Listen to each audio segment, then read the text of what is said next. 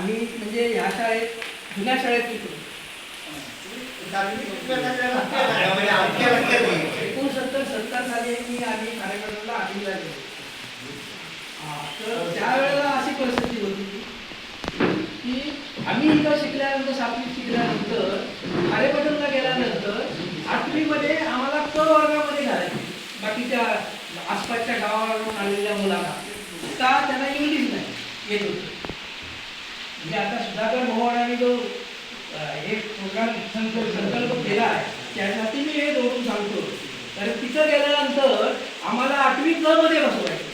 आसपासची एक खेडेगावातली मुलं गेली तर तिथं आम्ही एबीसीडी शिकलो. वर्ष असं त्याला एबीसीडी पहिली तिकडे झाली. त्यामुळे आता एवढा आनंद वाटतोय की आता ह्या बँच बघायला मिळतात. आम्ही जमिनीवर 7वी पर्यंत शिकलो. जमिनीवर 7वी पर्यंत पाठी घेऊन आता तुम्ही मगाशी म्हणाला तुटली जर मी म्हणाला तो फळका असायचा ना, काय काय त्यांच्या फळक्यावर बिचारे अशी परिस्थिती त्यावेळेला असताना आम्ही फक्त खारेपाटणला 5-6 मैल चालत जाऊन चालत येऊन 8वी ते 11वी आम्ही तिथे केली. सांगण्याचं उद्देश म्हणजे अशा कठीण परिस्थितीत सुद्धा काही त्या वेळेला शिकले. कारण आमच्या गावातून आम्ही 4-5 जणच होतो आणि त्याच्या अगोदर तर आमचे भाऊ आणि ते 2-3 जणच शिकले. आणि दुसरी गोष्ट, जसं कुबल सरांनी हे ग्रुप तयार केला आणि आपल्या गावातील माध्यमिक विद्यार्थ्यांना एकत्र केलं तर त्याला पहिलाही धन्यवाद दिले पाहिजे. कारण हीच गोष्ट खारेपाटणला पेंढारकर सर होते प्रिन्सिपॉल.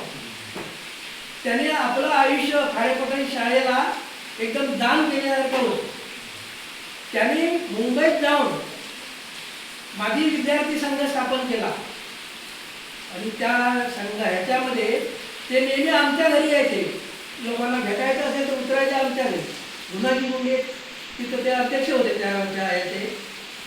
मला सांगण्याचं असं आहे की आता तुम्ही 200-250 ग्रुपवर लोक झालेली आहेत आणि आता इथं त्यापैकी 4-5 जणांनी बहुतेक जण काय मुंबईला असतील.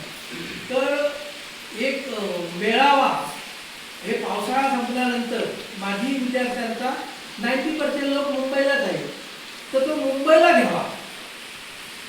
आणखी सरकारच्या निधीवर आपण राहू शकत नाही. नुसते मेळावा घेऊन उपयोग नाही. निधी सुद्धा वैयक्तिक कोणाला करणं वेगळं आणि मंडळातर्फे आपल्या माजी विद्यार्थी संघातर्फे करणं वेगळं. तर त्या माजी विद्यार्थी संघाचा एक रजिस्ट्रेशन आता तुम्ही करतो म्हणालाय, ते केल्यानंतर ज्यांना कोणाला येणं शक्य नसेल तर ते ऑनलाईन पेमेंट सुद्धा करू शकतात आणि तो शाळेच्या किंवा मुख्याध्यापकांच्या नावाने तो करावा, तरच ती प्रगती होईल. आणि त्यासाठी तुम्हाला ज्या काय अडचणी असतात शाळे उपयोगी मुलांना, कॉम्प्युटर म्हणा किंवा काही तिथे गार्डन करायची असेल तर ते घसरगुंडी हे ते सगळं ते आपल्याला करता येईल. त्यासाठी निधी महत्त्वाचा आहे.